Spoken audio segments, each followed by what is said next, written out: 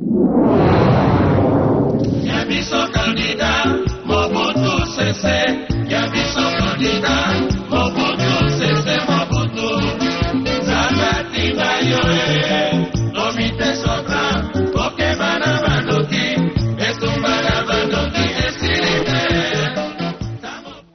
grand honneur que de vous faire savoir que nous avons parmi nous son Excellence, Monsieur le Président de la République du Zaïre.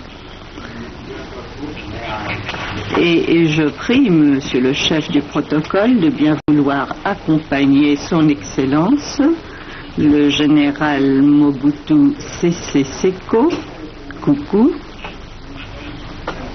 Ngebengdu, jusqu'à la tribune.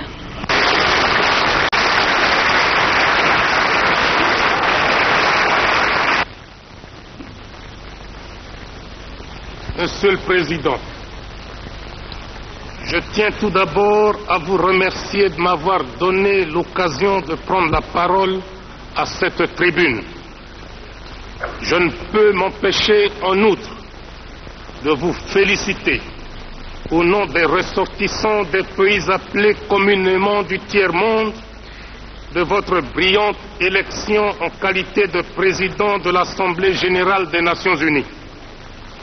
Je ne doute pas que grâce à vos qualités d'homme d'État confirmé, vous assumerez ces lourdes fonctions avec compétence, à la grande satisfaction de cette Assemblée et à la fierté des pays dits du tiers-monde. En lisant votre biographie, j'éprouve aussi un grand plaisir et une grande fierté de savoir que vous êtes un ancien journaliste comme moi-même.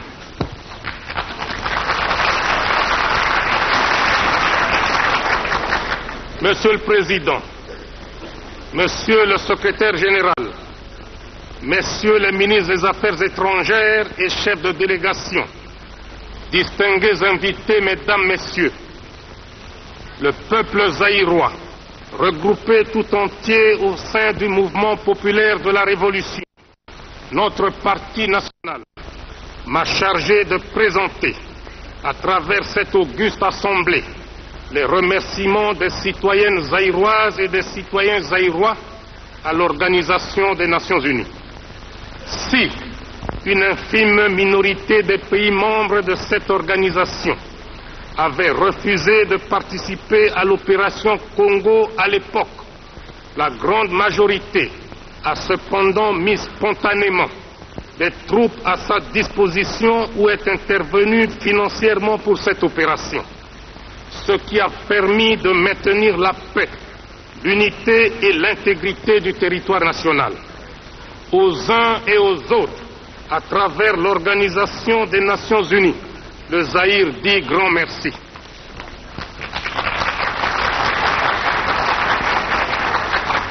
Je saisis également cette occasion pour rendre hommage aux secrétaires généraux de l'Organisation mondiale qui en sont véritablement la cheville ouvrière et qui en assurent la gestion journalière. Mes pensées vont spécialement à M. Daga Marshall, mort en service commandé pour notre importante organisation et pour la République du Zaïre. Mes hommages s'adressent ensuite à U Thant, son successeur, qui s'est dépensé corps et âme pour le maintien de la paix dans le monde et qui s'est montré particulièrement attentif à la cause zaïroise.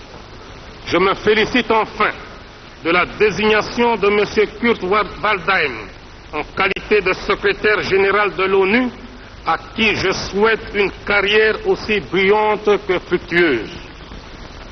Monsieur le Président, tout le monde sait quelles ont été les circonstances d'accession de mon pays à l'indépendance.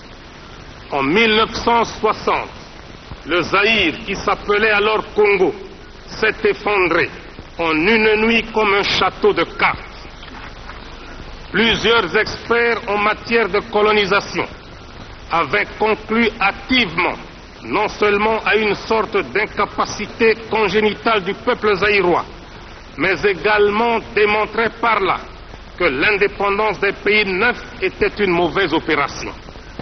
nous étions présumés et jugés incapables de nous gouverner sans l'aide des colonisateurs. Mais, à notre avis, cet accident du Zaïre était prévisible, malgré que, dans l'acte de Berlin de 1885, le bassin du fleuve Zaïre était ouvert au monde entier. De plus, à l'accession du Zaïre à l'indépendance, mon pays, 80 fois plus grand que son ancienne métropole, comptait moins de 10 cadres nationaux ayant terminé leurs études universitaires, et dont l'administration, l'armée, le secteur privé, il n'y avait pas un seul cadre zaïrois. C'est pourquoi nous avons vécu de 1960 à 1965 une époque néfaste pour notre peuple, et nous sommes obligés de reconnaître que l'anarchie, le chaos, le désordre, l'inconscience et l'incapacité régnaient en maître au Zaïre. Certains d'entre vous consultent peut-être le dictionnaire pour connaître la définition du mot anarchie, alors qu'au Zaïre, nous l'avons tellement vécu que nombre de personnes croyaient que le mot anarchie était une invention zaïroise. C'est pourquoi tout désordre dans n'importe quelle partie du monde était baptisé du nom de congolisation. Notre pays n'a pas seulement souffert à cause de l'impréparation politique, mais également et surtout suite à la convoitise de l'Ouest et de l'Est, les uns et les autres voulant avoir une influence déterminante sur nous afin d'être maîtres de nos importantes ressources naturelles. Les uns voulaient nous recoloniser économiquement, tandis que les autres voulaient nous dominer idéologiquement. Le Zaïre, qui est passé d'un chaos indescriptible à un pays organisé et gouverné, a fini par reconnaître, à partir de sa malheureuse expérience, ses véritables amis. Interprétation des problèmes qui se posent à nous tous. Nous commencerons d'abord par notre propre continent, l'Afrique. Car l'Afrique reste aujourd'hui le seul continent où se pratique encore la colonisation, la ségrégation raciale, l'apartheid et le mépris de l'homme à cause de la pigmentation de la peau. L'Afrique est un continent qui a subi les plus grandes humiliations de l'histoire. Depuis plusieurs siècles, la situation de l'homme noir en Afrique n'a fait que s'empirer. Sous prétexte qu'ils étaient venus en Afrique pour nous civiliser, les premiers blancs, pionniers de cette civilisation, commencèrent par vider nos pays respectifs de leurs substances fondamentales, notamment dans la pratique honteuse du commerce des esclaves. Et déjà à cette époque, les chefs de file étaient des Portugais. Nos ancêtres n'étaient pas considérés comme des hommes, ni même comme des êtres qui ont l'intelligence et les sentiments, mais comme des amas de muscles à qui on demandait des efforts mécaniques, comme on en demande au cheval, au buffle, à l'âne ou au bœuf. L'esclavagisme continuera jusqu'à prendre, au XIXe siècle, des allures d'une véritable catastrophe continentale. Et pour se justifier, ces colonialistes et ces esclavagistes nous opposèrent à nos frères arabes, affirmant leur rôle dans l'esclavagisme. Ils font semblant d'oublier que ces derniers n'étaient que des courtiers et des commissionnaires, car la traite des Noirs était faite au seul profit des Blancs. Les pays colonialistes d'Europe ont d'ailleurs vite compris l'adage qui dit, je cite, « On n'est jamais mieux servi que par soi-même ». Fin de citation. C'est ainsi qu'en 1885, les grands négriers de l'époque se rencontrèrent à Berlin et dépecèrent comme des vautours le continent africain.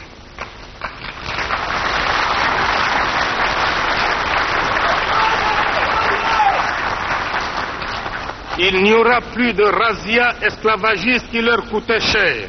Il n'y aura plus d'occupation désordonnée, mais une occupation préméditée et organisée.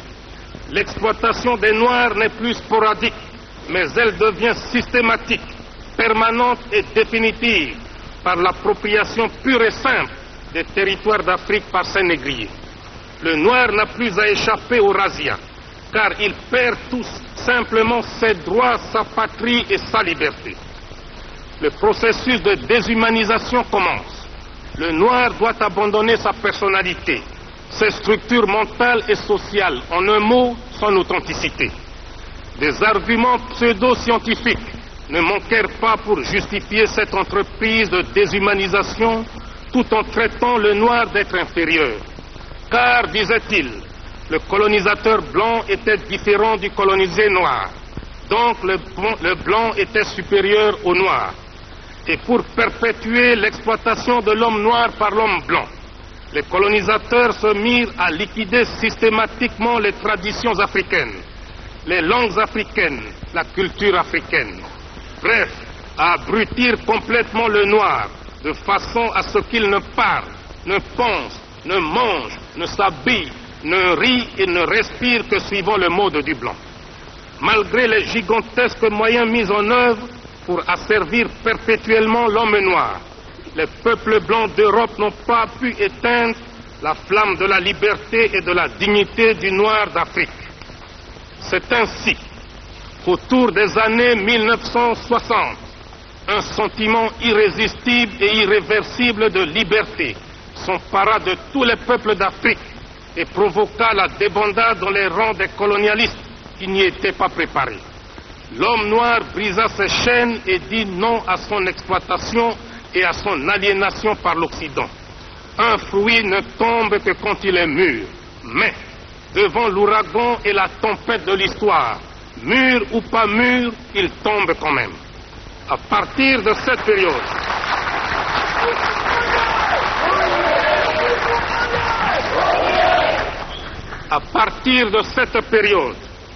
nous croyions que tous les colonialistes avaient fini par comprendre l'irréversibilité de l'histoire. Mais l'expérience actuelle montre que l'Afrique n'est pas encore au bout de ses peines, car les colonialistes livrent encore le combat d'arrière-garde. En effet, des mercenaires blancs, payés par certains pays, avaient cherché à reconquérir même certains pays déjà indépendants. C'est le cas de la République démocratique du Soudan, de la République fédérale du Nigeria et de celui de mon pays, le Zaïre.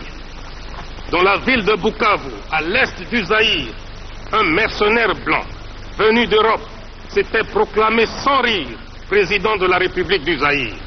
Si un noir l'avait fait en Europe, on l'aurait pris pour un humoriste de mauvais goût, un détraqué mental.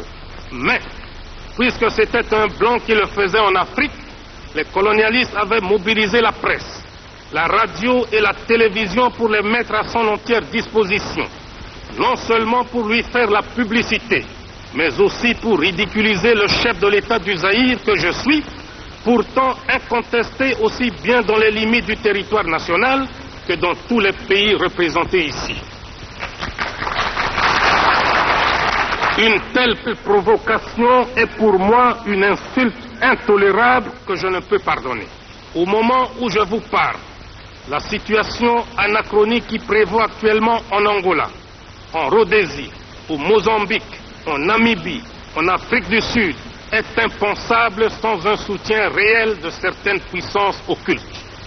Comment peut-on expliquer qu'un pays comme le Portugal puisse avoir la force de contrôler des grands territoires comme l'Angola, le Mozambique, s'il n'était pas soutenu par des puissances plus puissantes que lui?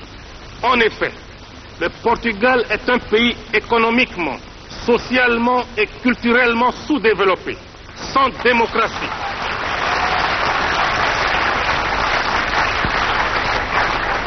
Sans démocratie, sans aucune force militaire. Son seul record est le taux le plus élevé d'analphabètes en Europe. Sa force et son arrogance lui viennent tout droit de son appartenance à l'OTAN, car ce pays, avec ses colonies, est nécessaire stratégiquement pour cette organisation militaire. Le volume d'investissement et de capitaux venant de l'Occident augmente de jour en jour dans les colonies portugaises. La construction du barrage de Cabora Bassa, qui servira à alimenter en grande partie la République sud-africaine, montre sans équivoque que les puissances intéressées s'opposeront toujours à la libération et à l'indépendance des pays précités. D'ailleurs, le ministre de l'Intérieur et de l'Information, le docteur Connie Mulder, a récemment déclaré que la République sud-africaine était prête à apporter son soutien militaire à tous les pays d'Afrique australe, y compris le Mozambique et les autres territoires portugais, pour combattre ce qu'il appelle le terrorisme. Entendez la lutte héroïque des nationalistes africains. Le docteur Mulder faisait cette déclaration au moment où il effectuait un voyage en Rhodésie pour inspecter les unités de l'armée sud-africaine combattant auprès des forces rhodésiennes contre les patriotes zimbabwe. Entre les deux colonies portugaises, l'Angola et le Mozambique, s'est développée il y a quelques années une situation presque aussi similaire, mais en tout cas scandaleuse. Je veux parler de la Rhodésie.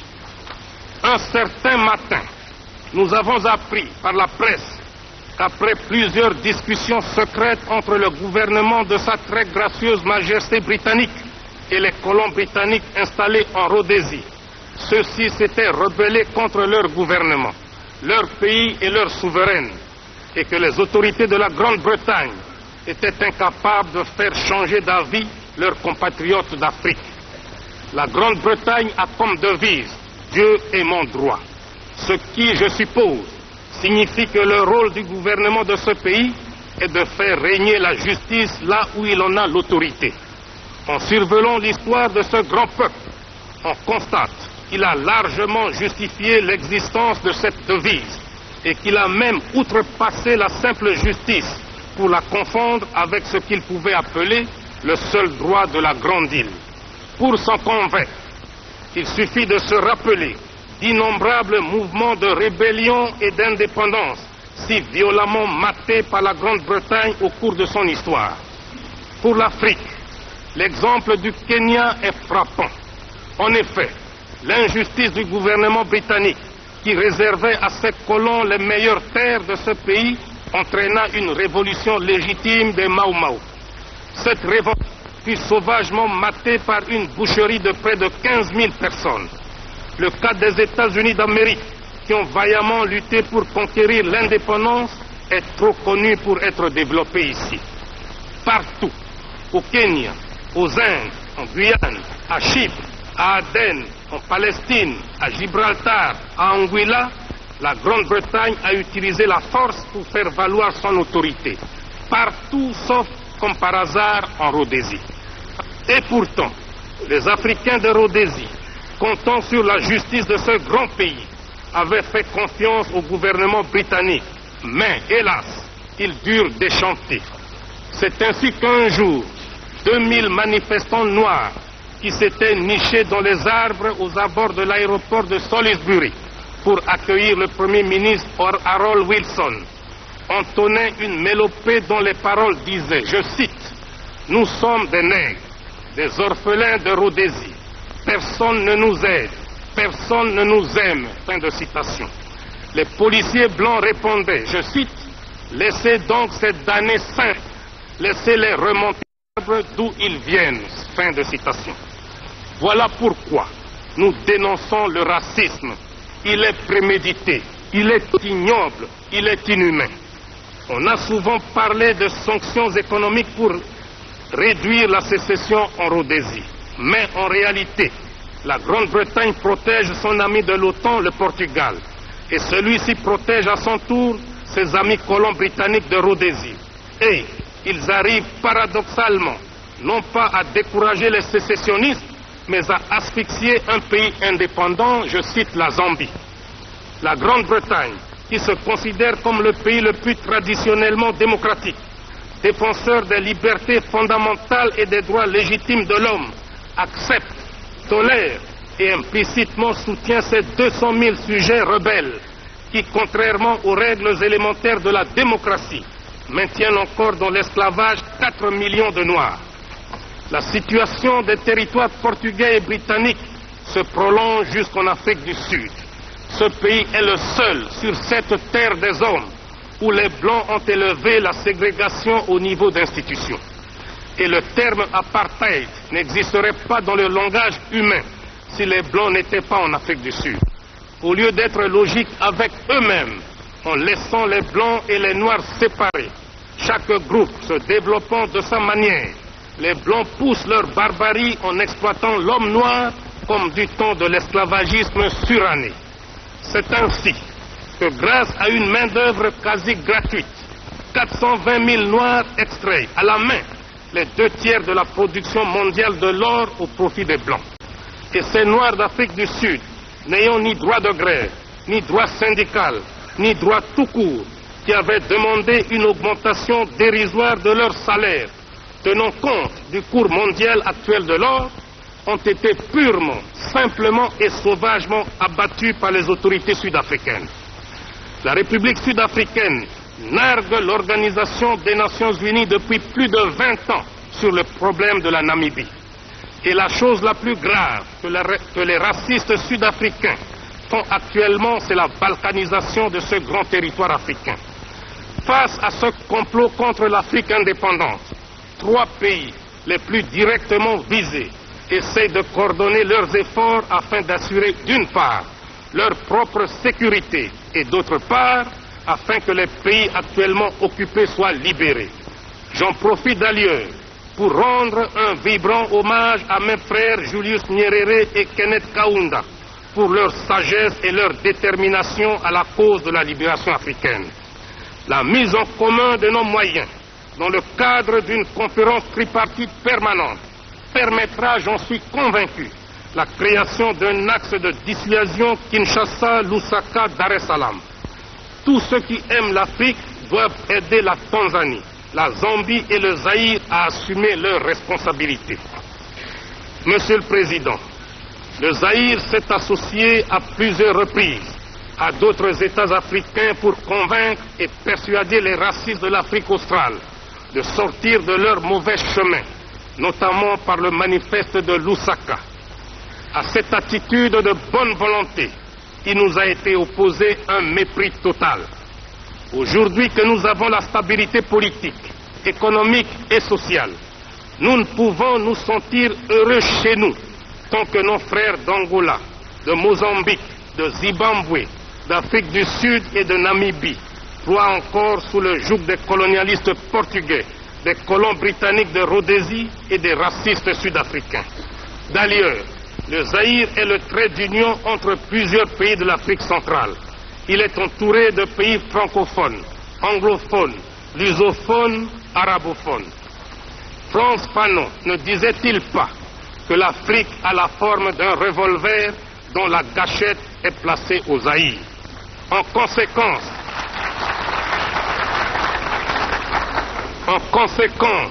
c'est un devoir politique impérieux pour le Zaïre que de donner sa contribution matérielle et militaire à tous ces pays voisins qui sont encore assujettis par les colonialistes de tous bords.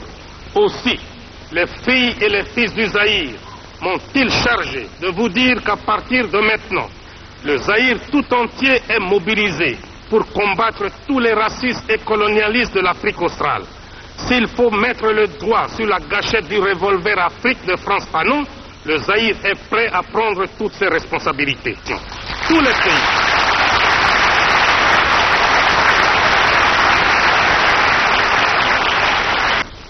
Disent nos amis, seront, je l'espère, de notre côté et de façon tangible. Car pour nous, même la passivité dans ce domaine équivaut à la complicité. Mon pays est prêt à affronter ce combat sacré, quels qu'en soient les sacrifices, et nous ne reculerons jamais, quoi qu'il arrive, quoi qu'il en coûte. Le combat de la libération africaine possède aussi ses moments de satisfaction. Et c'est avec enthousiasme que nous avons salué la naissance d'un nouvel État indépendant, la Guinée-Bissau. Et le Zaïre sont prêts à appuyer la candidature de ce nouvel État comme membre de notre organisation.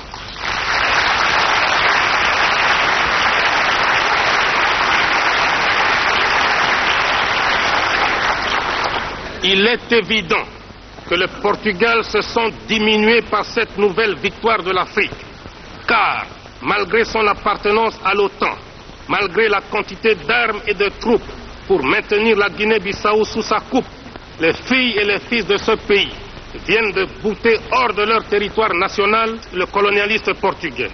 Et toute nouvelle intervention du Portugal en Guinée-Bissau doit être considérée comme une pure agression envers un État indépendant. Monsieur le Président, chaque continent a ses problèmes. L'Afrique a les siens.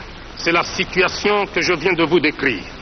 Mais il y a un autre problème qui intéresse aussi au plus haut chef notre continent. C'est la situation au Moyen-Orient. Il s'agit sans détour de la question israélo-arabe. La situation qui prévaut dans cette partie du monde est sans doute la plus complexe et la plus délicate qui se soit posée à l'humanité. À écouter les protagonistes, on est tenté de conclure que la base de départ admise par tous est la résolution 242 du 22 novembre 1967. Mais chacun en a son interprétation et en tout cas personne ne l'applique. Vous vous demandez certes quelle est la position du Zaïre. Chez nous, avant de prendre une décision, nous essayons d'analyser objectivement les faits. Il nous semble enfantin et irréaliste de croire au mythe de jeter à la mer le peuple israélien. Ce peuple existe et il a droit à la vie. Mais il est aussi vrai que le peuple palestinien a le même droit que le peuple israélien, c'est-à-dire d'avoir une patrie et de vivre en paix. Il est donc inadmissible que les réfugiés de 47 soient délogés pour devenir les doubles réfugiés de 56 et qu'en 67 ils deviennent les triples réfugiés. Le peuple juif, qui a souffert du nazisme et de toutes sortes de racisme, devrait comprendre mieux que quiconque la souffrance des réfugiés palestiniens qui n'ont plus de patrie depuis un quart de siècle. Plus d'une fois, Israël a exigé des frontières sûres et reconnues, mais aucune fois Israël ne les a mentionnées. Car 1956 a remplacé 1947 et 1967 a remplacé 1956. Peut-être que demain, d'autres frontières seront exigées. C'est ainsi que le peuple arabe pense à son tour qu'il risque d'être rejeté à la mer, mais cette fois-ci à l'océan Indien. Au Moyen-Orient,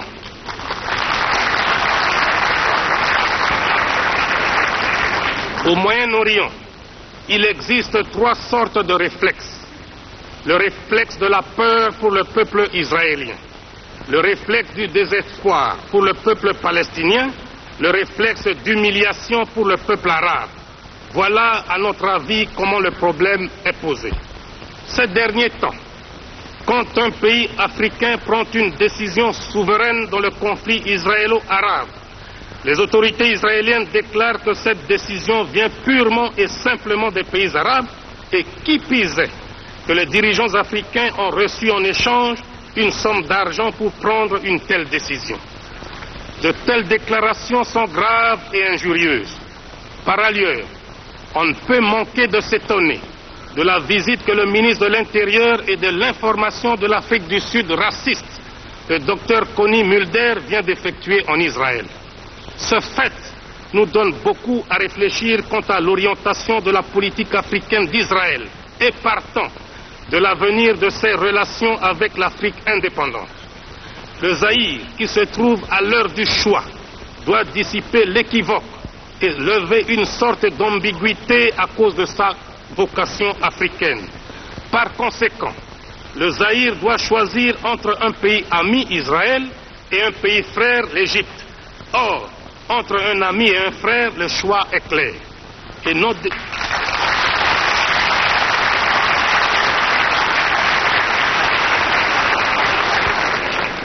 nos décisions sont prises en toute indépendance et en dehors de toute pression. C'est pourquoi, en vertu des prérogatives que me confère l'article 24 de la Constitution de la République du Zaïre, j'annonce à la face du monde la rupture des relations diplomatiques avec Israël.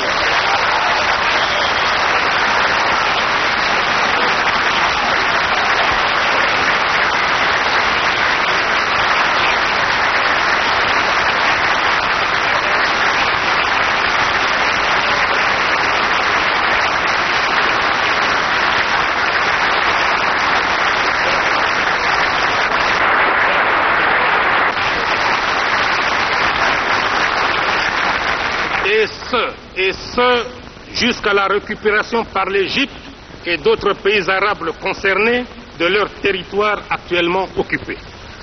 Monsieur le Président, tout comme le Moyen-Orient dont nous venons de parler, l'Asie est depuis plusieurs dizaines d'années déchirée par des guerres atroces. Cependant, nous nous félicitons de l'évolution de la situation au Vietnam et au Laos.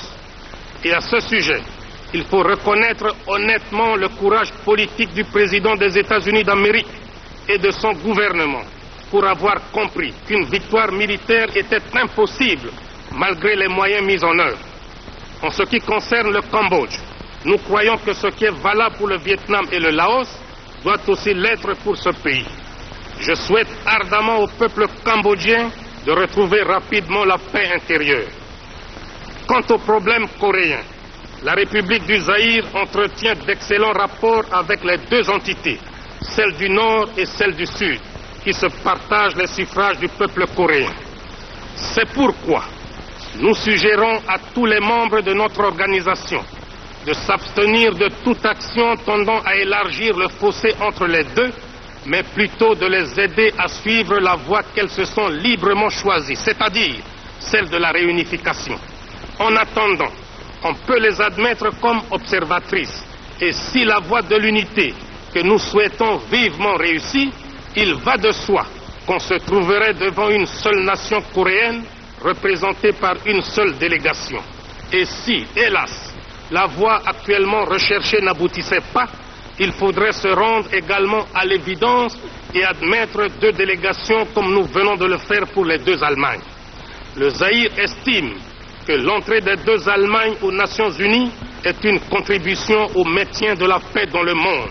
C'est pourquoi il salue par ma voix la présence dans cette salle des délégués de ces deux pays. En ce qui concerne la conférence sur la paix et la sécurité en Europe, suivons les informations en notre possession. Cette sécurité concerne aussi le bassin méditerranéen. Mais qui dit bassin méditerranéen dit aussi pays riverains, ce qui entraîne fatalement l'association à ces travaux de pays frères d'Afrique, à savoir l'Égypte, la Libye, la Tunisie, l'Algérie et le Maroc. Monsieur le Président, permettez-moi de vous entretenir maintenant des problèmes qui nous tiennent à cœur au sujet des relations économiques internationales entre les pays riches, appelés communément pays développés, et nos pays appelés arbitrairement pays du tiers-monde. Je vous parle ici, bien sûr, en tant que représentant de mon pays, mais aussi en tant que dirigeant africain et ressortissant de ce qu'on appelle le tiers-monde. Au Zaïre, nous contestons cette appellation de tiers-monde qui, pour nous, n'a pas de sens logique.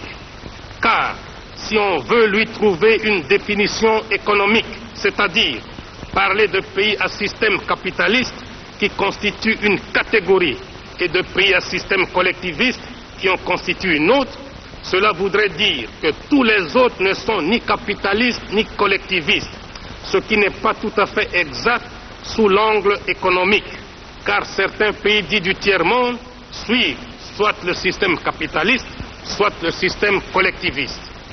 On ne peut non plus justifier l'appellation de tiers-monde sous l'angle géographique ni sous l'angle des populations. Car le tiers-monde ne constitue pas le tiers de l'humanité, mais plutôt les deux tiers. C'est pourquoi nous trouvons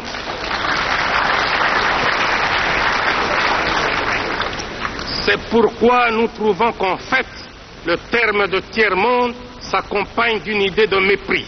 Et par conséquent, cette appellation est surannée. Pour les gens qui l'ont inventée, il existe des pays qui forment le bloc de ce qu'on appelle l'Ouest et les autres qui forment le club de ce qu'on appelle l'Est. En dehors de cela, on met tous les autres dans le même panier sous le vocable de tiers-monde. Le mépris qu'éprouvent certains pays colonialistes ne s'arrête pas là, car ils avaient commencé par appeler les pays dits du tiers-monde pays arriérés. Les auteurs eux-mêmes, trouvant ce terme trop fort, ont cru l'améliorer en lui substituant celui de pays sous-développés. Et maintenant, soi-disant pour éviter des susceptibilités diplomatiques, on nous appelle pays en voie de développement. Au Zaïre, nous nous demandons ce que signifie exactement le développement. peut-on appeler pays développés des pays qui possèdent un nombre impressionnant de voitures, qui construisent des milliers de kilomètres d'autoroutes, qui polluent les eaux, les mers et l'air? Faut-il appeler pays sous-développés ceux dont les habitants sont pauvres, certes, mais équilibrés, où l'on compte moins de cas de suicide, où il y a moins de meurtres et moins de déséquilibrés et de sadiques?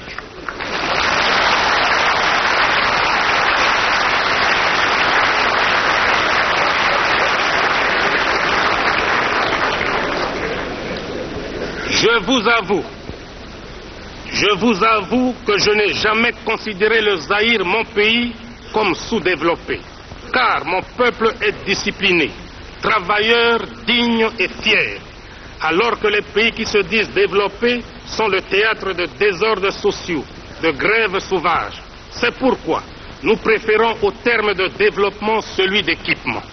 Nous reconnaissons volontiers que nous sommes sous-équipés par rapport à d'autres pays.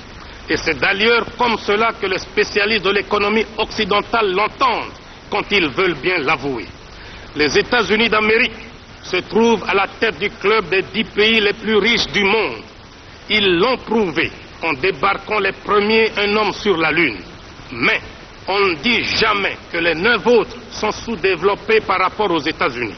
On dit tout simplement comme nous qu'ils sont en retard d'équipement par rapport aux USA. Ce qui précède prouve que le concept pays en voie de développement est impropre et un faux prétexte, car chacun de nous a toujours un plus équipé et un moins équipé que lui, et que nous sommes tous en perpétuel développement, c'est-à-dire en fait en voie de développement. D'autre part, ceux qui se disent développés devraient se rendre compte de la prise de conscience par les pays sous-équipés de leurs conditions. En effet, ces derniers ont fini par comprendre que la division du monde n'est pas fonction de l'idéologie ou du degré d'industrialisation des différents pays. Le monde se divise en 2 camps, les dominés et les dominateurs, les exploités et les exploiteurs. Les pays pauvres ne le sont pas par incapacité congénitale, ils le sont par suite de l'histoire qui a fait que certains pays ont dominé, exploité et pillé d'autres pour s'enrichir. Et c'est de la logique mathématique. Quand le riche exploite le pauvre, le riche devient de plus en plus riche et le pauvre de plus en plus pauvre. De nos jours, il est de bonne presse de parler de l'assistance des pays riches envers les pays pauvres. Quand un pays riche donne ne fût-ce qu'1 kilo de médicaments à un pays pauvre, on mobilise la presse, la radio et la télévision. On échange des discours diplomatiques, les uns pour vanter l'aide, les autres pour remercier. Cette propagande a même suscité chez certains théoriciens des pays riches une opposition à l'assistance aux pays pauvres. Car, disent-ils, ce sont les pauvres des pays riches qui enrichissent les riches des pays pauvres. Il n'y a rien de plus faux. Car, si on examine bien, on constate que paradoxalement, l'assistance profite avant tout aux pays donateurs. En effet, quelles sont les formes d'assistance? On peut en distinguer notamment 3. Les bourses d'études pour les étudiants, l'assistance en personnel, l'assistance financière. Quand on accorde une bourse d'études à un jeune étudiant d'un pays pauvre, cette bourse est dépensée totalement par l'étudiant dans le pays riche. Il arrive même que la bourse ne suffise pas et que le pays pauvre consente à donner un supplément, c'est-à-dire, en fait, un transfert de capitaux du pays pauvre vers le pays riche. Il en est de même de ceux qu'on appelle les coopérants techniques, dont les salaires sont dépensés dans les pays d'où ils sont ressortissants. Au Zaïre, par exemple, nous les logeons, nous les véhiculons, nous leur payons pour leurs vacances annuelles le ticket aller et retour. Quant à leur salaire, la moitié est transférée mensuellement à leur compte dans les pays d'origine. D'ailleurs, une partie non négligeable de nos paiements extérieurs est constituée de transferts des salaires des travailleurs expatriés. Toujours dans le cas du Zaïre, chaque année, nous devons consentir une somme de 40 millions de dollars pour transfert salarial des coopérants techniques. On parle aussi très souvent d'assistance financière. Mais si on y regarde de très près, on constate que les crédits des pays donateurs sont d'une part grevés de conditions de fourniture d'équipements et d'autre part assortis de taux d'intérêt exorbitants et de délais de remboursement très courts. De plus, il reste dans les coffres des banques des pays riches et le pays bénéficiaire n'en reçoit pas un seul centime à dépenser localement. Il se passe donc comme si l'on finançait un pays pauvre sans que celui-ci ne bénéficie de ce financement. On dirait, pour utiliser le langage des financiers, que nous assistons là à une espèce d'autofinancement des pays riches eux-mêmes. Bien plus, mon pays transfère annuellement vers l'ancienne métropole, pour paiement de services et de dividendes des sociétés privées installées chez nous, une somme allant de 300 à 350 millions de dollars. C'est pourquoi je me demande finalement qui assiste qui. Je suis convaincu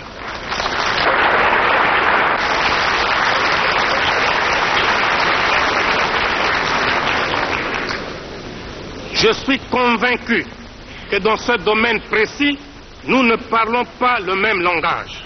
C'est pourquoi, si réellement les pays riches veulent aider les pays pauvres, ils doivent les mettre à l'abri de crédits fournisseurs, de bureaux d'études et d'experts internationaux. Je m'explique. Pour un oui, pour un non, des commerçants sans scrupules de l'Occident nous proposent des crédits fournisseurs tous azimuts. Ils peuvent vous vendre du papier, des cigarettes, de l'eau et même du vent avec soi-disant des facilités de paiement sans tenir compte de l'aggravation de votre endettement extérieur. Les pays riches ne devraient pas seulement se préoccuper d'aider leurs industries à exporter à n'importe quelles conditions, mais ils doivent également tenir compte de la situation financière des pays importateurs. Je vous ai dit tout à l'heure que nous, Zaïrois, nous préférons le terme d'équipement à celui de développement. Il n'y a pas de honte à reconnaître que nous sommes en retard d'équipement par rapport à beaucoup de pays du monde. Cela est dû surtout à un manque de cadres suffisant. Ce déficit en cerveau a créé une catégorie d'individus qu'on appelle les experts. Les 10 experts devraient être appelés pour un travail précis et pour un temps limité, en attendant la formation de leurs homologues. Mais, au lieu de se considérer comme des éléments de conjoncture, ils tiennent à s'attacher à leurs fonctions, notamment en travaillant en vase clos, cachant les dossiers pour qu'on ait éternellement besoin d'eux. Quant au bureau d'études, ils sont comme la langue des hommes, la meilleure et la pire des choses. S'il est vrai qu'un bon bureau d'études pour faire une étude utile au pays, il est aussi vrai, hélas, que chaque bureau d'études ne fait pas souvent son travail pour aboutir à une solution, mais pour identifier de multiples problèmes qui suscitent de nouvelles études. Beaucoup de bureaux d'études ne font donc pas leur travail pour solutionner un problème, mais pour se ménager de nouveaux marchés. Si j'émets des critiques sur l'organisation d'assistance technique, ce n'est ni pour le plaisir de le faire, ni que je ne remercie pas sincèrement tous ceux qui ont aidé mon pays à sortir de cette difficulté, mais parce que j'estime qu'il y a d'autres voies plus désintéressées et plus efficaces. Je n'en veux pour preuve que la coopération sino-zaïroise. En effet, depuis le mois de janvier de cette année, le Zaïre vit une expérience unique dans le domaine de la coopération. Il s'agit de l'aide que la Chine consent à mon pays. Aux assistants techniques chinois, nous ne payons pas de billets d'avion et nous n'effectuons aucun transfert salarial dans leur pays d'origine. Les experts chinois adoptent le mode de vie de leurs homologues zaïrois. Le chinois se déplace, loge et se nourrit exactement comme son homologue zaïrois. Dans le domaine de l'assistance financière, la Chine nous a accordé un crédit important à très long terme et sans intérêt. Voilà, à mon avis, un bel exemple à suivre quand on veut aider un pays sous-équipé.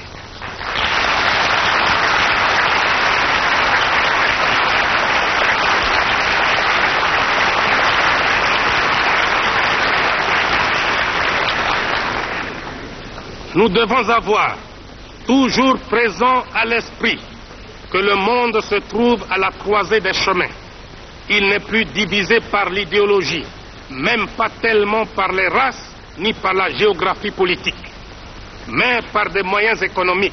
Et c'est là que réside aujourd'hui le véritable nœud des relations entre les pays du monde. Plus d'une fois, les pays pauvres ont lancé des cris d'alarme auprès des riches pour comprendre leur situation précaire dans le monde économique d'aujourd'hui.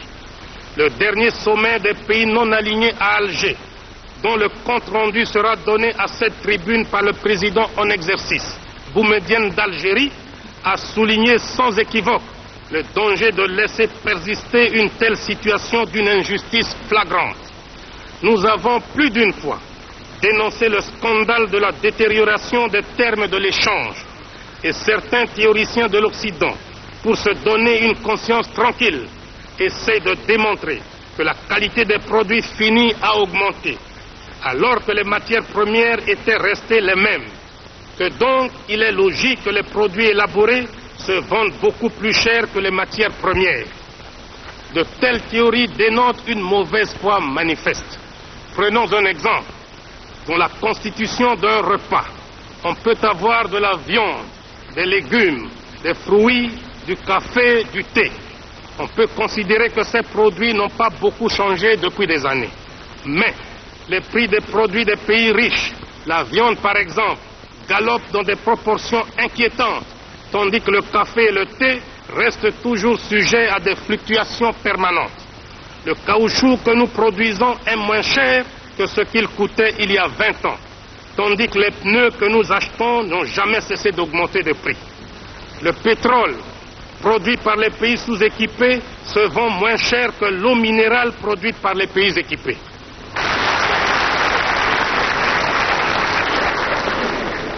Tout cela a comme conséquence l'amélioration sensible du niveau de vie des pays équipés au détriment des pays sous-équipés.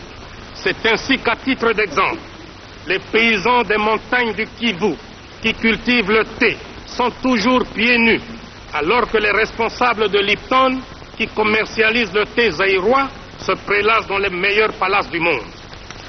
Je pense que cette injustice vient du fait que les pays riches sont en même temps juges et parties, car ce sont eux et eux seuls qui fixent les prix de nos matières premières et les prix de leurs produits finis. Cette situation est souvent aggravée par la politique des grandes sociétés multinationales qui, quand elles investissent dans un pays donné, elles ne s'intéressent pas à celui-ci, mais uniquement à leur profit. Et quand ces sociétés s'installent chez nous, elles ne créent pas une nouvelle société, mais une dixième, une centième, si pas une millième de leurs filiales.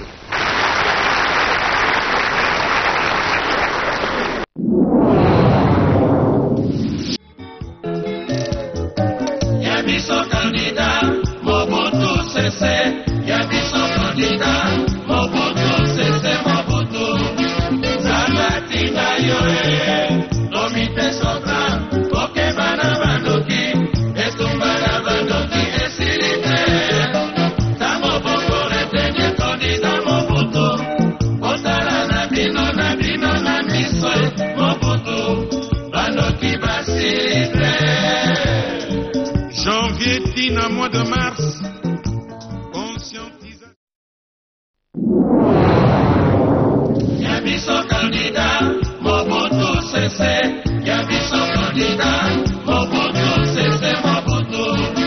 Zabati Bayoe, Lomite Sotra, Kokebana Bandoki, Estumbana Bandoki, Esirite. Un grand honneur que de vous faire savoir que nous avons parmi nous son Excellence, Monsieur le Président de la République du Zaïre. Et je prie Monsieur le chef du protocole de bien vouloir accompagner son Excellence, le général Mobutu Sese Seko Kuku Ngebendu, jusqu'à la tribune.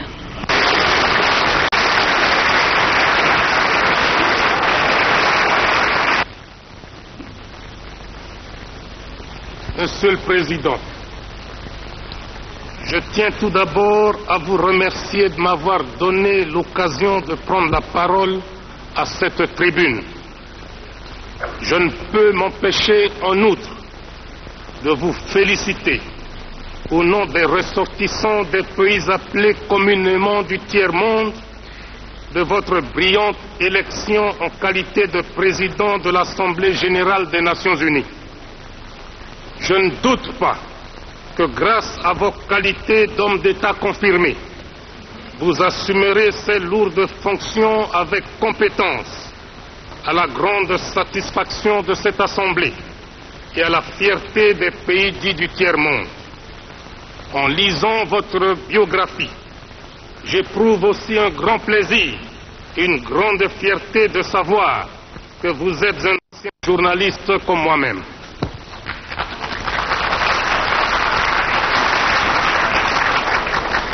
Monsieur le Président, Monsieur le Secrétaire général, Messieurs les ministres des Affaires étrangères et chefs de délégation, distingués invités, Mesdames, Messieurs, le peuple zaïrois, regroupé tout entier au sein du mouvement populaire de la Révolution, notre parti national, m'a chargé de présenter, à travers cette auguste assemblée, les remerciements des citoyennes zaïroises et des citoyens zaïrois à l'Organisation des Nations Unies. Si une infime minorité des pays membres de cette organisation avait refusé de participer à l'opération Congo à l'époque, la grande majorité a cependant mis spontanément des troupes à sa disposition ou est intervenue financièrement pour cette opération, ce qui a permis de maintenir la paix, l'unité et l'intégrité du territoire national. Aux uns et aux autres, à travers l'Organisation des Nations Unies, le Zaïre dit grand merci.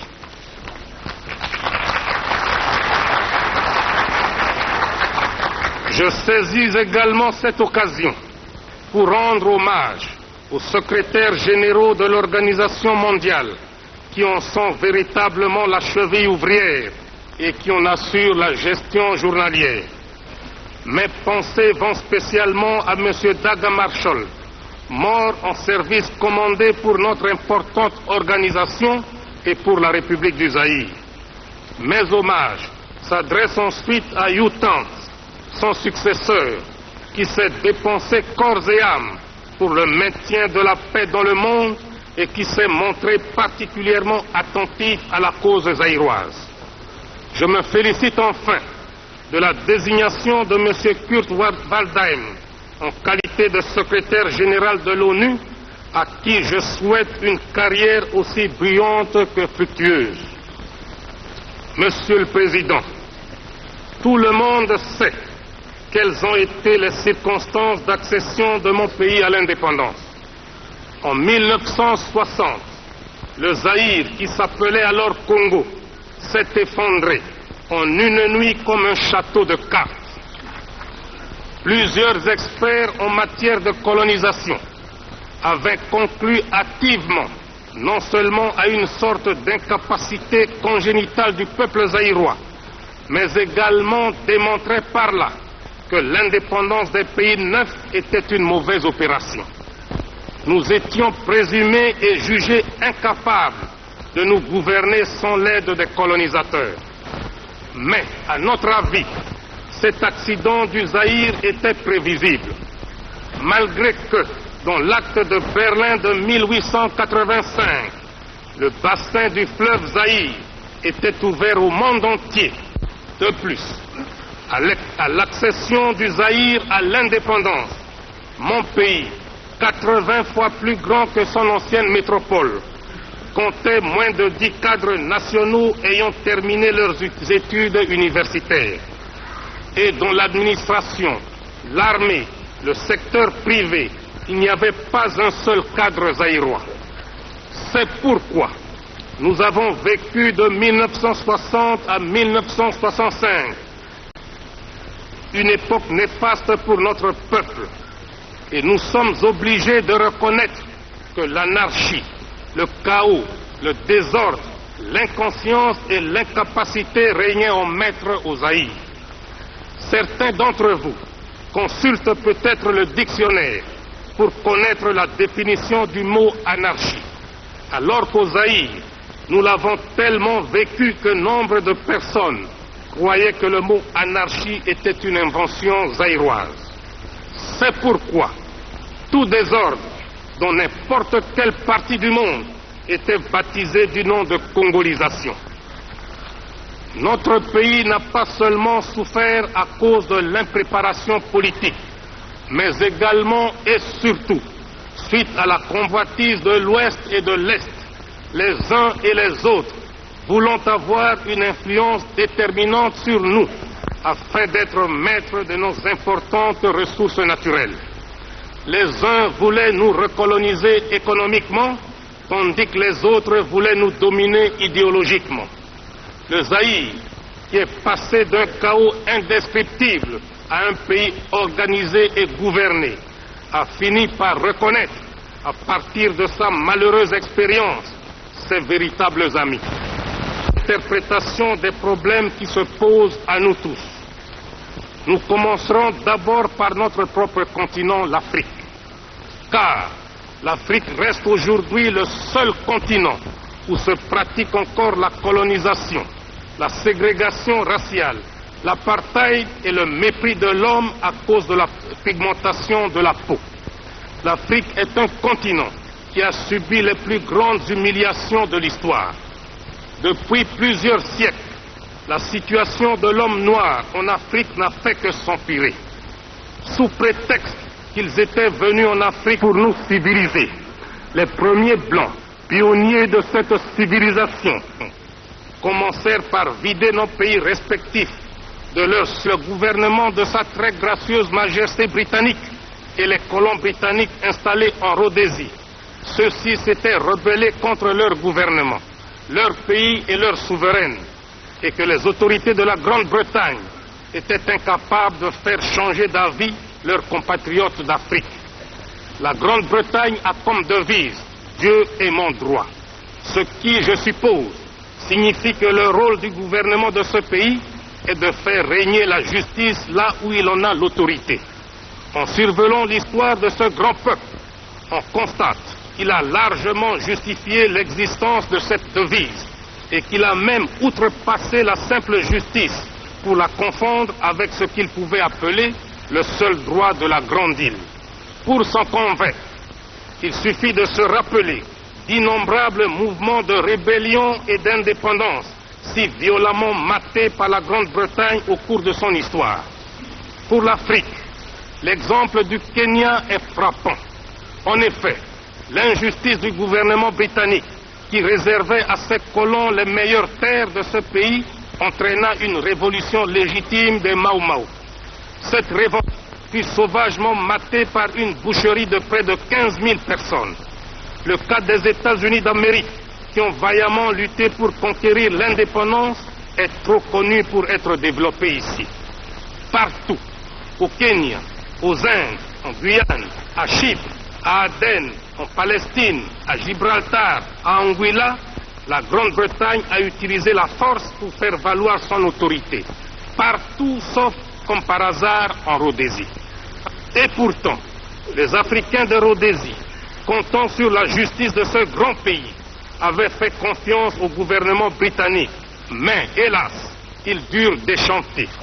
C'est ainsi qu'un jour, 2000 manifestants noirs qui s'étaient nichés dans les arbres aux abords de l'aéroport de Salisbury pour accueillir le Premier ministre Harold Wilson, entonnaient une mélopée dont les paroles disaient, je cite, « Nous sommes des nègres, des orphelins de Rhodésie. Personne ne nous aide, personne ne nous aime. » Fin de citation. Les policiers blancs répondaient, je cite, « Laissez donc ces damnés simples, laissez-les remonter d'où ils viennent. » Fin de citation. Voilà pourquoi nous dénonçons le racisme. Il est prémédité, il est ignoble, il est inhumain. On a souvent parlé de sanctions économiques pour réduire la sécession en Rhodésie. Mais en réalité, la Grande-Bretagne protège son ami de l'OTAN, le Portugal. Et celui-ci protège à son tour ses amis colons britanniques de Rhodésie. Et ils arrivent paradoxalement, non pas à décourager les sécessionnistes, mais à asphyxier un pays indépendant, je cite la Zambie. La Grande-Bretagne, qui se considère comme le pays le plus traditionnellement démocratique, défenseur des libertés fondamentales et des droits légitimes de l'homme, accepte, tolère et implicitement soutient ces 200 000 sujets rebelles qui, contrairement aux règles élémentaires de la démocratie, maintiennent encore dans l'esclavage 4 millions de Noirs. La situation des territoires portugais et britanniques se prolonge jusqu'en Afrique du Sud. Ce pays est le seul sur cette terre des hommes où les Blancs ont élevé la ségrégation au niveau d'institutions. Et le terme apartheid n'existerait pas dans le langage humain si les Blancs n'étaient pas en Afrique du Sud. Au lieu d'être logiques avec eux-mêmes, en laissant les Blancs et les Noirs séparés, chaque groupe se développant de sa manière, les Blancs poussent leur barbarie en exploitant l'homme noir comme du temps de l'esclavagisme suranné. C'est ainsi que grâce à une main-d'œuvre quasi gratuite, 420 000 Noirs extraient à la main les 2/3 de la production mondiale de l'or au profit des Blancs. Et ces Noirs d'Afrique du Sud, n'ayant ni droit de grève, ni droit syndical, ni droit tout court, qui avaient demandé une augmentation dérisoire de leur salaire, tenant compte du cours mondial actuel de l'or, ont été purement, simplement et sauvagement abattus par les autorités sud-africaines. La République sud-africaine nargue l'Organisation des Nations Unies depuis plus de 20 ans sur le problème de la Namibie. Et la chose la plus grave que les racistes sud-africains font actuellement, c'est la balkanisation de ce grand territoire africain.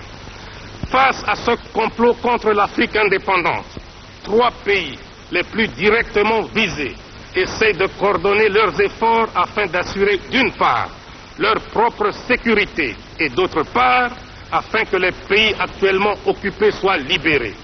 J'en profite d'ailleurs pour rendre un vibrant hommage à mes frères Julius Nyerere et Kenneth Kaunda pour leur sagesse et leur détermination à la cause de la libération africaine.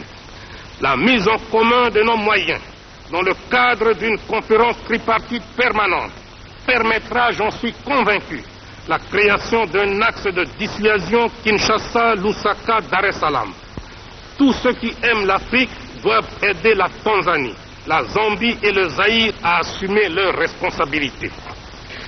Monsieur le Président, le Zaïre s'est associé à plusieurs reprises à d'autres États africains pour convaincre et persuader les racistes de l'Afrique australe de sortir de leur mauvais chemin, notamment par le manifeste de Lusaka.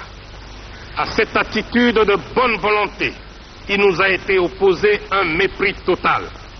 Aujourd'hui que nous avons la stabilité politique, économique et sociale, nous ne pouvons nous sentir heureux chez nous tant que nos frères d'Angola, de Mozambique, de Zimbabwe, d'Afrique du Sud et de Namibie ploient encore sous le joug des colonialistes portugais, des colons britanniques de Rhodésie et des racistes sud-africains.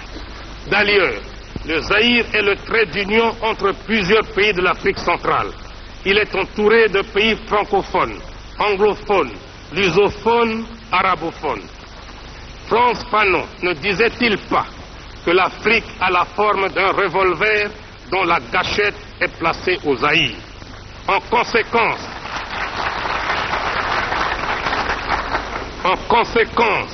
c'est un devoir politique impérieux pour le Zaïre que de donner sa contribution matérielle et militaire à tous ces pays voisins qui sont encore assujettis par les colonialistes de tous bords.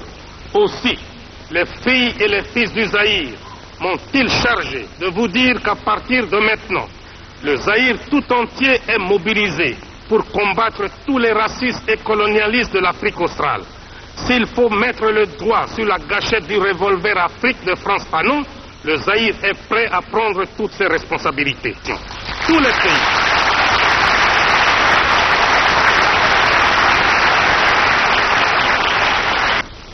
Disent nos amis, seront, je l'espère, de notre côté et de façon tangible.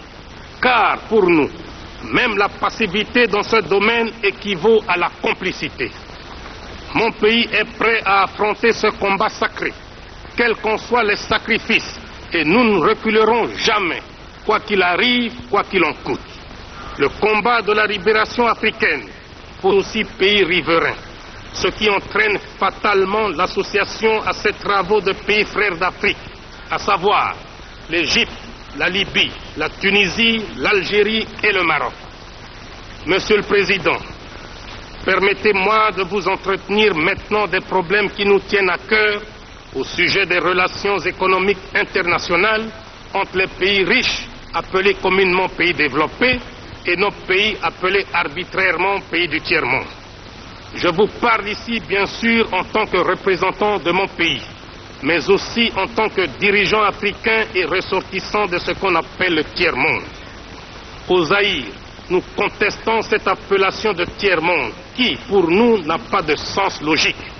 Car, si on veut lui trouver une définition économique, c'est-à-dire parler de pays à système capitaliste qui constitue une catégorie et de pays à système collectiviste qui en constitue une autre, cela voudrait dire que tous les autres ne sont ni capitalistes ni collectivistes, ce qui n'est pas tout à fait exact sous l'angle économique, car certains pays dits du tiers-monde suivent soit le système capitaliste, soit le système collectiviste. On ne peut non plus justifier l'appellation de tiers-monde sous l'angle géographique ni sous l'angle des populations, car le tiers-monde ne constitue pas le tiers de l'humanité, mais plutôt les deux tiers. C'est pourquoi nous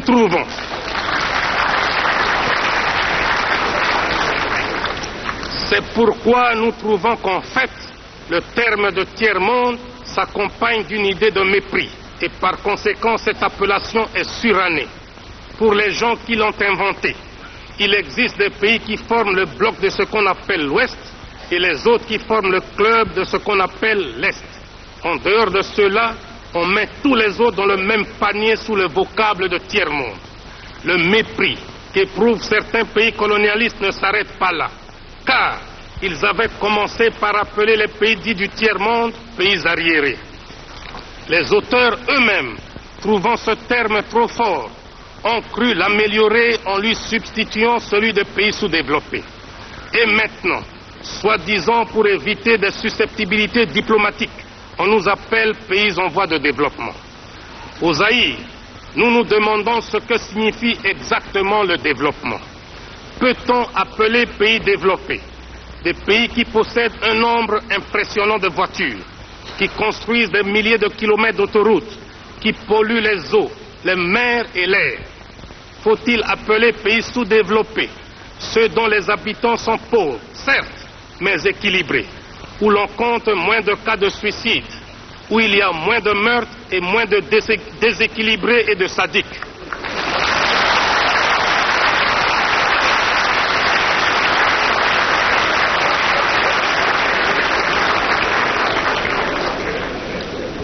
Je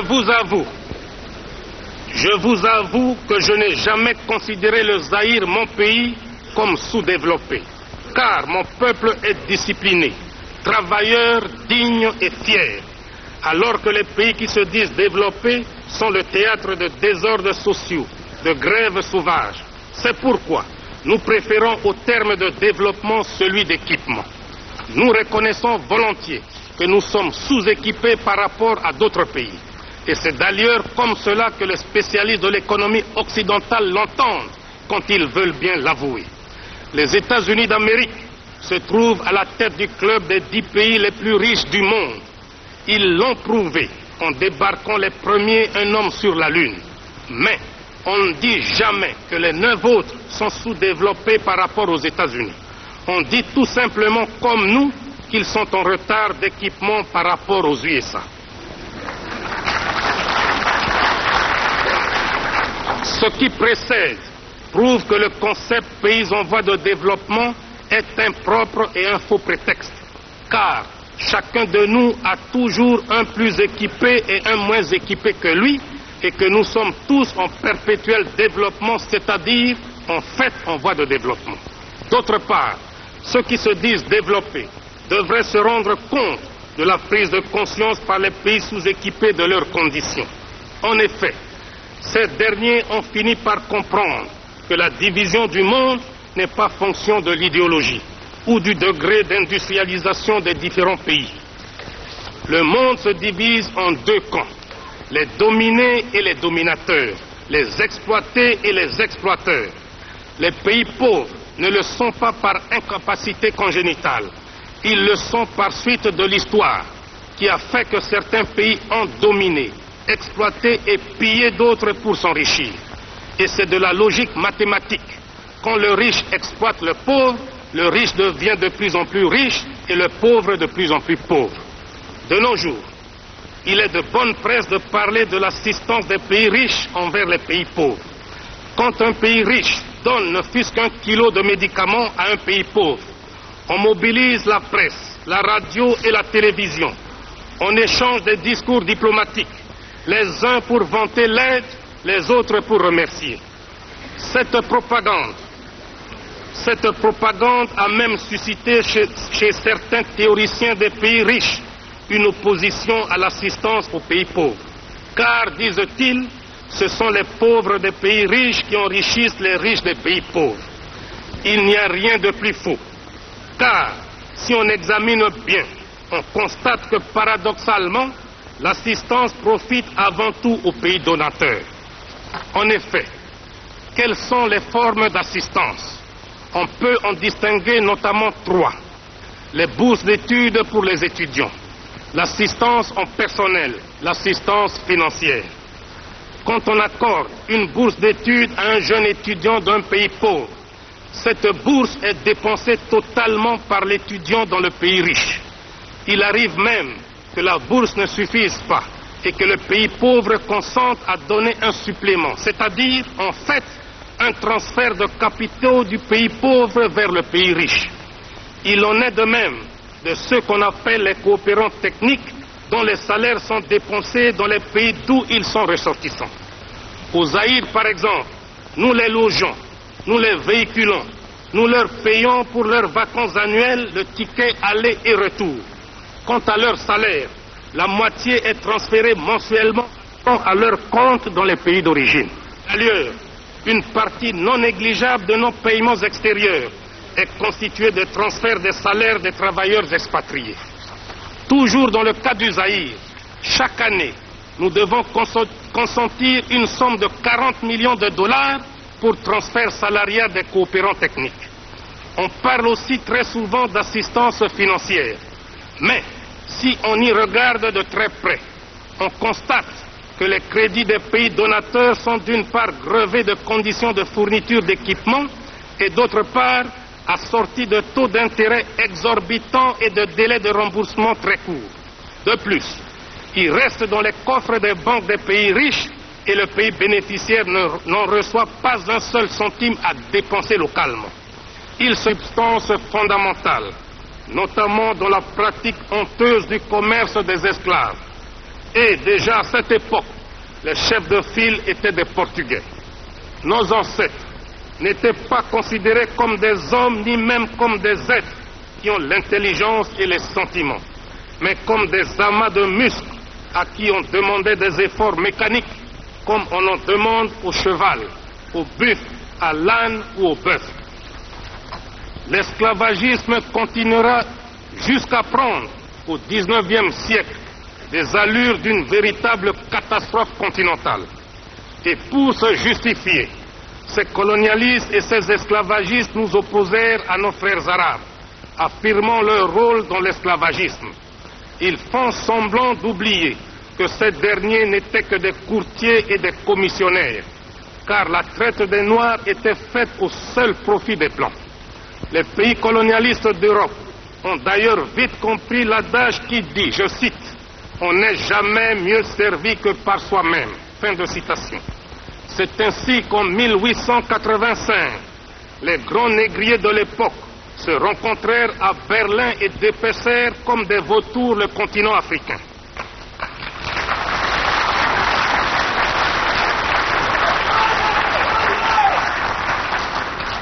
Il n'y aura plus de razzia esclavagiste qui leur coûtait cher. Il n'y aura plus d'occupation désordonnée, mais une occupation préméditée et organisée. L'exploitation des Noirs n'est plus sporadique, mais elle devient systématique, permanente et définitive par l'appropriation pure et simple des territoires d'Afrique par ces négriers. Le Noir n'a plus à échapper aux razzias, car il perd tout simplement ses droits, sa patrie et sa liberté. Le processus de déshumanisation commence. Le Noir doit abandonner sa personnalité, ses structures mentales et sociales, en un mot, son authenticité. Des arguments pseudo-scientifiques ne manquèrent pas pour justifier cette entreprise de déshumanisation tout en traitant le Noir d'être inférieur.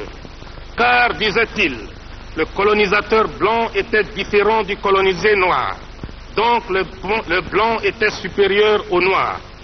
Et pour perpétuer l'exploitation de l'homme noir par l'homme blanc, les colonisateurs se mirent à liquider systématiquement les traditions africaines, les langues africaines, la culture africaine. Bref, à abrutir complètement le noir, de façon à ce qu'il ne parle, ne pense, ne mange, ne s'habille, ne rit et ne respire que suivant le mode du blanc. Malgré les gigantesques moyens mis en œuvre pour asservir perpétuellement l'homme noir, les peuples blancs d'Europe n'ont pas pu éteindre la flamme de la liberté et de la dignité du noir d'Afrique. C'est ainsi qu'autour des années 1960, un sentiment irrésistible et irréversible de liberté s'empara de tous les peuples d'Afrique et provoqua la débandade dans les rangs des colonialistes qui n'y étaient pas préparés. L'homme noir brisa ses chaînes et dit non à son exploitation et à son aliénation par l'Occident. Un fruit ne tombe que quand il est mûr, mais devant l'ouragan et la tempête de l'histoire, mûr ou pas mûr, il tombe quand même. À partir de cette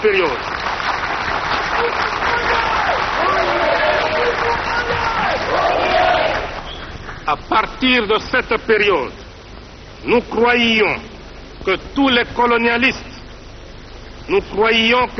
colonialistes avaient fini par comprendre l'irréversibilité de l'histoire. Mais l'expérience actuelle montre que l'Afrique n'est pas encore au bout de ses peines, car les colonialistes livrent encore le combat d'arrière-garde. En effet, des mercenaires blancs, payés par certains pays, avaient cherché à reconquérir même certains pays déjà indépendants. C'est le cas de la République démocratique du Soudan, de la République fédérale du Nigeria et de celui de mon pays, le Zaïre. Dans la ville de Bukavu, à l'est du Zaïre, un mercenaire blanc venu d'Europe s'était proclamé sans rire président de la République du Zaïre. Si un noir l'avait fait en Europe, on l'aurait pris pour un humoriste de mauvais goût, un détraqué mental.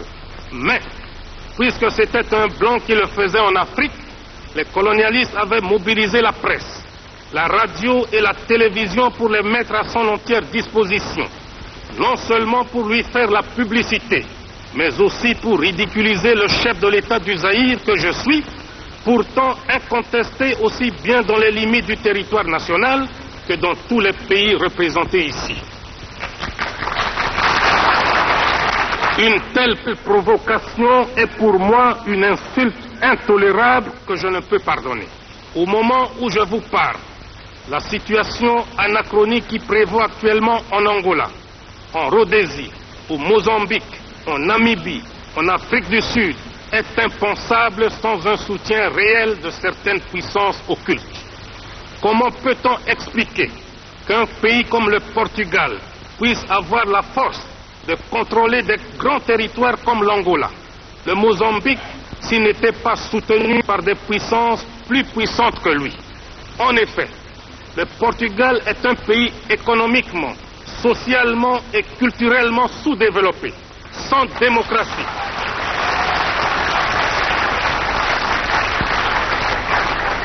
Sans démocratie, sans aucune force militaire. Son seul record est le taux le plus élevé d'analphabètes en Europe. Sa force et son arrogance lui viennent tout droit de son appartenance à l'OTAN. Car ce pays, avec ses colonies, est nécessaire stratégiquement pour cette organisation militaire. Le volume d'investissement et de capitaux venant de l'Occident augmente de jour en jour dans les colonies portugaises. La construction du barrage de Cabora Bassa, qui servira à alimenter en grande partie la République sud-africaine, montre sans équivoque que les puissances intéressées s'opposeront toujours à la libération et à l'indépendance des pays précités. D'ailleurs, le ministre de l'Intérieur et de l'Information, le docteur Connie Mulder, a récemment déclaré que la République sud-africaine était prête à apporter son soutien militaire à tous les pays d'Afrique australe, y compris le Mozambique et les autres territoires portugais, pour combattre ce qu'il appelle le terrorisme. Entendez la lutte héroïque des nationalistes africains. Le docteur Mulder faisait cette déclaration au moment où il effectuait un voyage en Rhodésie pour inspecter les unités de l'armée sud-africaine combattant auprès des forces rhodésiennes contre les patriotes zimbabwe. Entre les deux colonies portugaises, l'Angola et le Mozambique, s'est développée il y a quelques années une situation presque aussi similaire, mais en tout cas scandaleuse. Je veux parler de la Rhodésie. Un certain matin, nous avons appris par la presse qu'après plusieurs discussions secrètes entre ces dossiers, ces moments de satisfaction, et c'est avec enthousiasme que nous avons salué la naissance d'un nouvel État indépendant, la Guinée-Bissau. Et le Zaïre sont prêts à appuyer la candidature de ce nouvel État comme membre de notre organisation.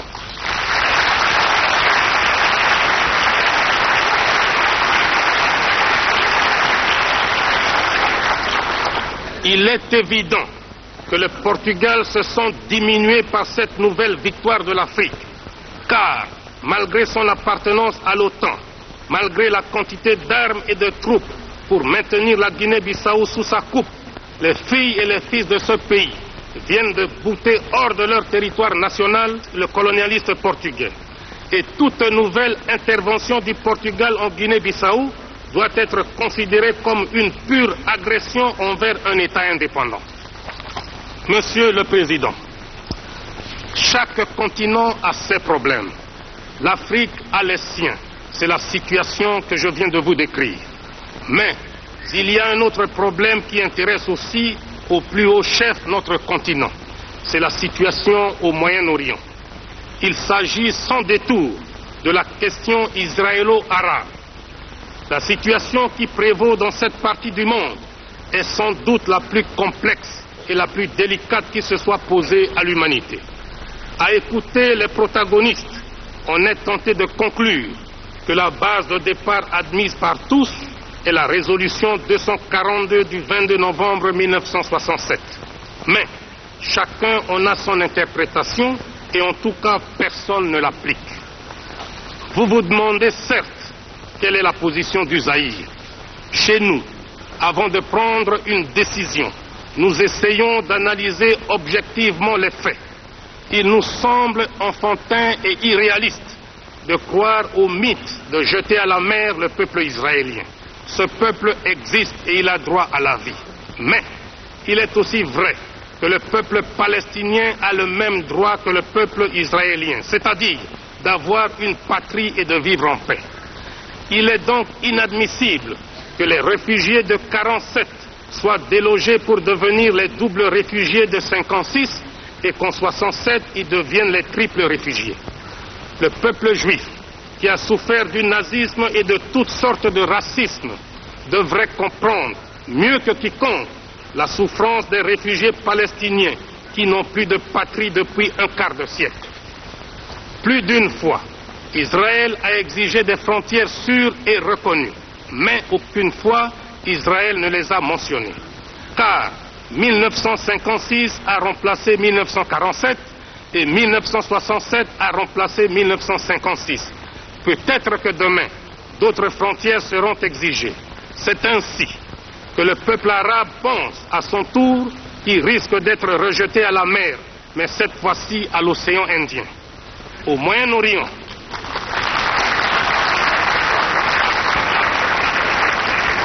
Au Moyen-Orient, il existe 3 sortes de réflexes. Le réflexe de la peur pour le peuple israélien, le réflexe du désespoir pour le peuple palestinien, le réflexe d'humiliation pour le peuple arabe. Voilà, à notre avis, comment le problème est posé. Ces derniers temps, quand un pays africain prend une décision souveraine dans le conflit israélo-arabe, les autorités israéliennes déclarent que cette décision vient purement et simplement des pays arabes et qui pisait que les dirigeants africains ont reçu en échange une somme d'argent pour prendre une telle décision. De telles déclarations sont graves et injurieuses.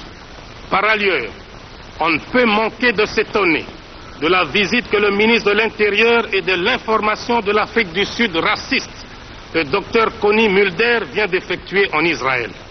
Ce fait nous donne beaucoup à réfléchir quant à l'orientation de la politique africaine d'Israël et partant de l'avenir de ses relations avec l'Afrique indépendante.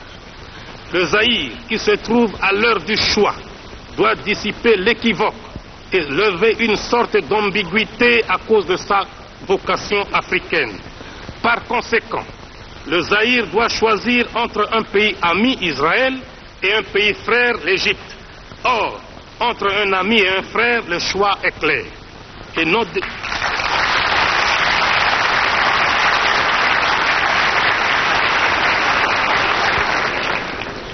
décisions sont prises en toute indépendance et en dehors de toute pression.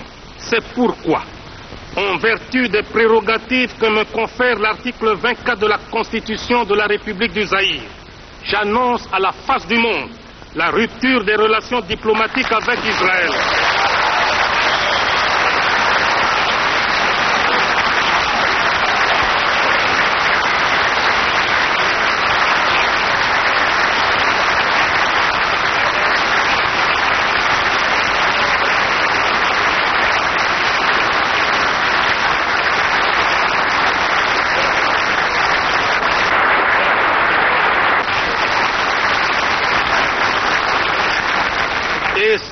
Et ce, jusqu'à la récupération par l'Égypte et d'autres pays arabes concernés de leur territoire actuellement occupé. Monsieur le Président, tout comme le Moyen-Orient, dont nous venons de parler, l'Asie est depuis plusieurs dizaines d'années déchirée par des guerres atroces. Cependant, nous nous félicitons de l'évolution de la situation au Vietnam et au Laos. Et à ce sujet, il faut reconnaître honnêtement le courage politique du président des États-Unis d'Amérique et de son gouvernement pour avoir compris qu'une victoire militaire était impossible malgré les moyens mis en œuvre. En ce qui concerne le Cambodge, nous croyons que ce qui est valable pour le Vietnam et le Laos doit aussi l'être pour ce pays. Je souhaite ardemment au peuple cambodgien de retrouver rapidement la paix intérieure. Quant au problème coréen, la République du Zaïre entretient d'excellents rapports avec les 2 entités, celle du Nord et celle du Sud, qui se partagent les suffrages du peuple coréen. C'est pourquoi nous suggérons à tous les membres de notre organisation de s'abstenir de toute action tendant à élargir le fossé entre les deux, mais plutôt de les aider à suivre la voie qu'elles se sont librement choisies, c'est-à-dire celle de la réunification. En attendant, on peut les admettre comme observatrices. Et si la voie de l'unité que nous souhaitons vivement réussit, il va de soi qu'on se trouverait devant une seule nation coréenne représentée par une seule délégation. Et si, hélas, la voie actuellement recherchée n'aboutissait pas, il faudrait se rendre également à l'évidence et admettre 2 délégations comme nous venons de le faire pour les 2 Allemagnes. Le Zaïre estime que l'entrée des 2 Allemagnes aux Nations Unies est une contribution au maintien de la paix dans le monde. C'est pourquoi il salue par ma voix la présence dans cette salle des délégués de ces 2 pays. En ce qui concerne la conférence sur la paix et la sécurité en Europe, suivant les informations en notre possession, cette sécurité concerne aussi le bassin méditerranéen. Mais qui dit bassin méditerranéen dit